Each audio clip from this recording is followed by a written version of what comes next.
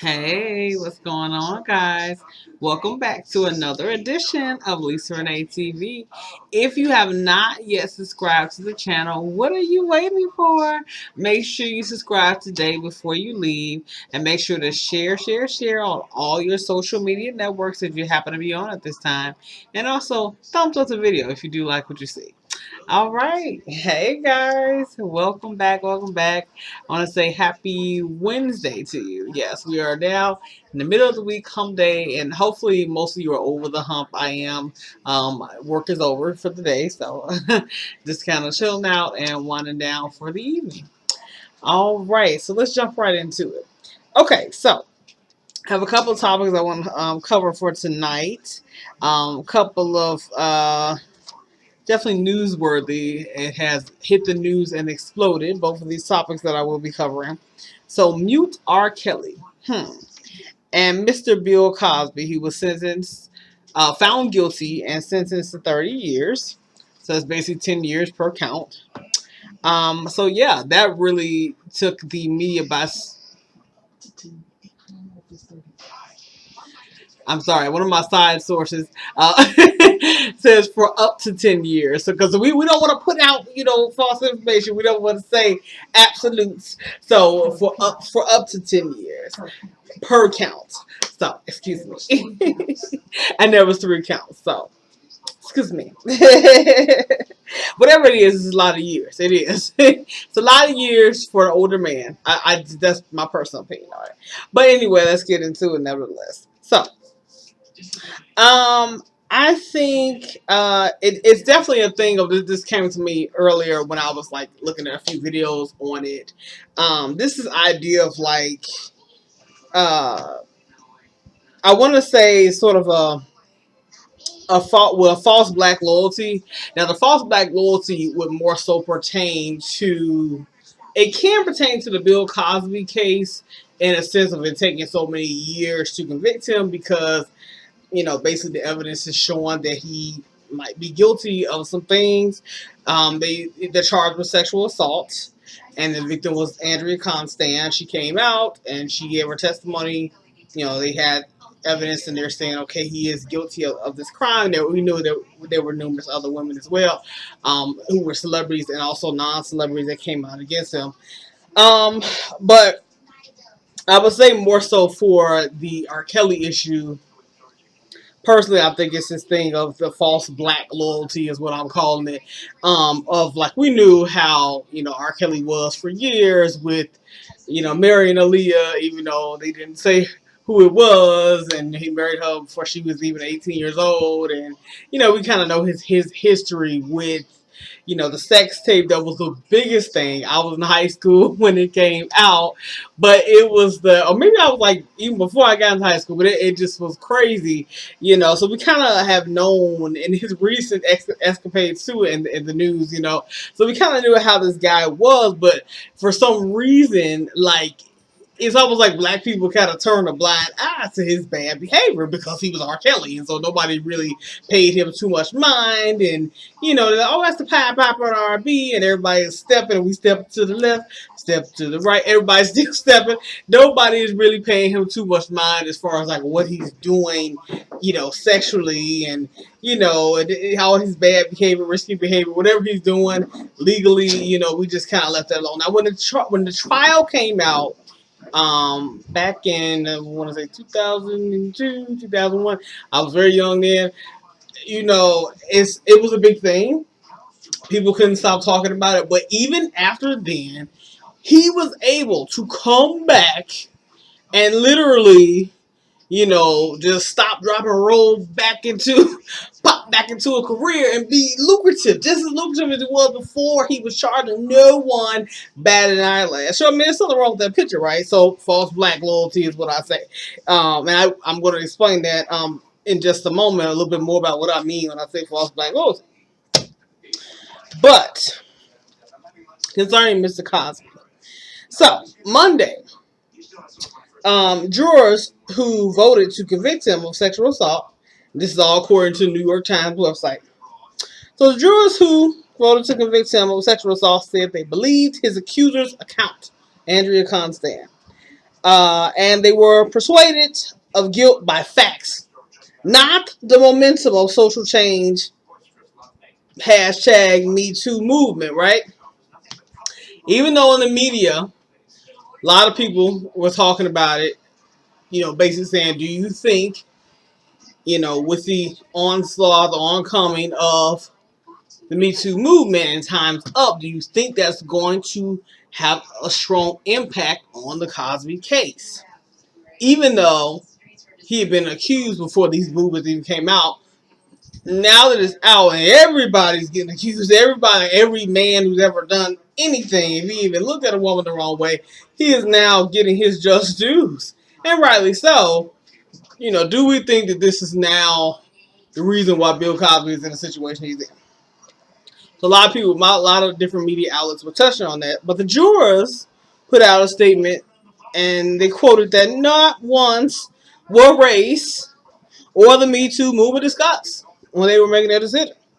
They said they were moved by Andrea Constand, former Temple University employee who claimed that Cosby drugged and molested her. The joint statement was released after one of the jurors, Harrison Snyder, said in a TV interview that her testimony nor statements by 5 other women was not the most damning evidence. So he's saying for him, it didn't. Her statement didn't do it for him. Not even the other women. Instead, it was Cosby's remarks in the 2005 deposition saying that he gave quaaludes to women in an effort to have sex with them. That deposition was for a suit filed by Constant. She said Cosby told her that they were Benadryl before giving them to her. So that did it for him. And I heard my mom had the radio going, and she listens to WBBM. It's a news radio. I don't know if you all have heard of it. Live in Chicago, you know about WBBM. So I'm listening to it. I heard like a good chunk of what this guy was saying. They were like recounting his television interview. He was really young. This guy's like maybe 22, 23 years old. He's still in college, and he was like, I had never really heard of. I heard of Bill Cosby, but I knew he was active. I never really watched the Cosby Show, and I didn't know that much about the Me Too movement until this case. And this guy had to be like, he puts the naive and naivete. He was, I'm not trying to put the guy down. I'm just saying this guy didn't really have that much experience with Bill Cosby as far as being a big fan was concerned. He didn't have all that much, it was no fandemonium. He didn't have that much knowledge or pre-knowledge about who Cosby was, what the Me Too movement stood for, what it was about. He pretty much was like this straight, just, average, just this college student, I don't know where he's from. I'm going to say probably from the suburbs, I'm assuming. I don't know. He could be from the inner city. I don't know much about him. But, yeah, he's just like, hey, I don't know where they picked him from. Because I know when they pick jurors, they pick him from all over the place, all over the world. But to me, I felt like he was the perfect juror to them because I don't know how much they knew about his background, but he had to be the perfect one because, if you want unbiased, that's unbiased. Because this guy didn't even watch the Cosby Show, barely knew who Bill Cosby was, doesn't know anything about what's going on at all. He was naive to what was going on, really. He was like, oh, wow, oh, okay. That was his first real taste of who Bill Cosby was. Unfortunately, it's a negative light. But at the same time, this makes a perfect juror. He was completely unbiased. So it's like if you was going to believe any of the jurors, you'd be more likely to at least believe this guy because at least he's coming from a genuine place. He's like, listen, I don't even know the guy. I just, what he say. He didn't know much about him. He just, it's the first time he ever heard of Bill Cosby. But anyway, nevertheless, moving right along. So, the reruns, speaking of the Cosby Show, the reruns of the Cosby Show have been stopped. Yes, they decided they were going to pull them and not run the show anymore. I kind of saw that happen. Are you surprised? No. I'm not surprised that was going to happen. I'm like, well, of course. They're going to take your shows off. Look what happened to you, And as far as I heard, he now has a house arrest bracelet on. So he's not, in prison or anything as of yet. We still watch the news. We still want to see, what's going to happen. He hasn't really been sentenced, so, things are still kind of fresh and new currently. So, I mean, I don't know how you guys feel about it. Me personally, I think that anytime I'm never in support of a rapist, I'm never in support of a child molester or molester, period. I'm never going to support anyone like that. I don't care who you are. You can be the Pope. I'm still not going to have your back on that, okay? So I'm not going to, support you at all in that, no matter who you were before then. So, that's just me, and you should not support somebody, I mean, if they're rapists, they just are. It doesn't matter how many contributions they made to a society or whatever it is. Nevertheless, I was a kid who grew up watching the Cosby Show. My mom loves it. I still love it to this day. So I guess I'm going through what a lot of people are going through, trying to separate what you saw, Heathcliff Huxtable on TV from who William H. Cosby is, or Bill Cosby. Trying to separate those two people, because those are two different people. Who somebody plays on TV is not who they really are in real life. So, unfortunately, if William H. Cosby, has had some sexual demons in the past, or has been a sexual deviant in the past, or sexually abhorrent behavior he has displayed, then that has nothing to do with Heathcliff Huxtable. It does not take away anything from what he's done on his show. He's always going to be great. He's always going to be America's favorite dad, regardless of what he's done. But at the same time, if he's done these things, I'm sure. I mean, I'm sure he's probably set with himself. I'm sure. I don't know if he's. Yeah, I'm sure he's been forgiven by God or whatever it is, but that's personal. That's between him and God. So I don't know. I don't know if he's ever set with himself outside of the public light. If he has never done it, I bet he's gonna do it now. Because all this stuff has come to the forefront, and I don't know if he ever thought that anyone would ever find out what he did. And sometimes I think if a person is thinking like that, they could be a little mentally sick in some ways, or kind of off in a way, or maybe, they feel like, hey, I did these things in the past, and maybe at one point he was kind of cocky about it, but then as he aged and gained wisdom, he was less cocky about it. He just said, you know what, that was who I was. I made a mistake, but you know what, nobody knows about it but me and God, and I'm gonna leave it like that.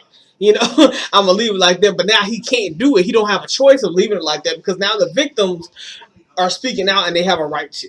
That's the thing. So it's like, where your secrets end, their rights begin. So he can't keep it a secret if that what he was planning on doing. Like, I'm taking this to my grave. He don't have that option no more. So I think that's what he's experiencing. So he's like, oh my God, I didn't, Lord that forgave me. Yeah, he may have. But however, the public is not forgiving you, or having a hard time forgiving you. So now people are going to be people. And they're going to start judging and pointing fingers, looking at you like you the most wickedest, nastiest thing they ain't never seen. And they're going to be talking about how you don't deserve this and blah, blah. And, because remember when it first came out, people were like, they attached race to it automatically. So that goes back to my initial point of the false black loyalty. People attach blackness onto. They assume a black man, a powerful black man, the white people are trying to take him down a peg, and society's taking him down, and they're disregarding everything he's done. And I'm like, are they? Are they disregarding what he's done, or are they trying to? And maybe in some ways, some people were trying to do it to him, but in another way, they're trying to really get, the victims more so are trying to get justice, because you have to realize people have been hurt here. He has pain, but they have pain too. Pain that he's inflicted on them. If what they're saying is true, they have pain too. So I think you can't forget about the victims and push them to the side just because the perpetrator is famous. Like, it doesn't mean anything. A lot of times people get stature, that they feel like that automatically makes them exempt from punishment, exempt from, rules, exempt from consequences, and it doesn't make you exempt. And I think that if he ever thought he was, he's learning now. I'm Bill Cosby, and I'm on trial for sexual assault. I thought I could surpass it. I thought, hey, he thought he was like Papa Pope on Scandal. He thought he was command, and he found out, like, whoo, how quickly can my knees get chopped out from under me. Like, I mean, you're not, not exactly. You know, sometimes you lose power, you know, when you try to take somebody else's. So, I mean, it happens. It really does. Now, do I think he need to be serving 30 years? I'm torn on that. First part of me said no, because he's so old. He done got older, and I'm like, look, if you didn't charge him 30 years ago, and now you want him to serve 30 now, I feel like you're being excessive. You know, I'm not saying the victims don't deserve, you know, every bit of closure. They do, they really do, and more. But I'm like, oh my god, you know, do you really want to put this man away for 30 years? 30 years, you know, like, I mean, it's almost life for him at this point, you know. You know, we don't know how long, you know, he gonna be here, but I'm just saying, like, you want to really put him away, you know? So, I don't know. But then to give him, like, a slap on the wrist would be insulting to them. So, you know, it's a little bit hard, you know, how do you handle this, you know? I would say house arrest or something. I don't know. I mean, it's got to be something that you want to punish. That's how the justice system is. It's crazy. You know, that's why I'm not a lawyer. It's hard because you want me to decide someone's fate. I have to sit here and try to, you know, figure out what's a good punishment. We're going to punish you. How should we punish you?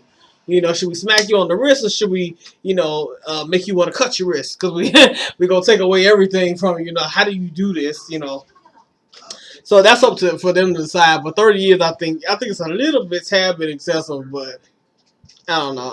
I'm just saying. I'm a little torn. But anyway, with Mr. R. Kelly though, about muting R. Kelly. So basically,